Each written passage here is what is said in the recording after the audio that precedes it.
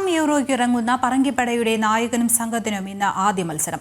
Super താരം Cristiano Ronaldo നയിക്കുന്ന പോർച്ചുഗലിന് check റിപ്പബ്ലിക്കാണ് എതിരാളി. രാത്രി 12:30 മത്സരം.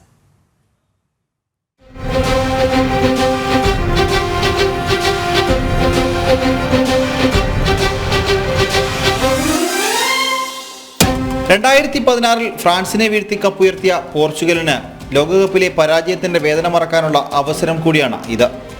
റോബർട്ടോ മാർട്ടിനസ് പരിശീലകനായ ശേഷം പോർച്ചുഗൽ യോഗ്യതാ മത്സരങ്ങളിൽ 100% വിജയവുമായാണ് യൂറോയ്ക്ക് എത്തിയത്.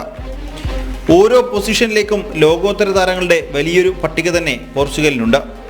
അവസാന 11 തീരുമാനിക്കാൻ പരിശീലകന് നന്നായി വിയർപ്പൊഴുക്കേണ്ടി വരും. മുന്നേറ്റത്തിൽ റോണോയ്ക്കൊപ്പം അവസരം കാത്ത ഒരുപിടി താരങ്ങളുണ്ട്. മധ്യനിരയിൽ ബ്രൂണോ ഫെർണാണ്ടസ് ആദ്യ 11-ലെത്തും. റൂബൻ നെവസും വിറ്റിൻഹയും പിന്നാലെ എത്തും.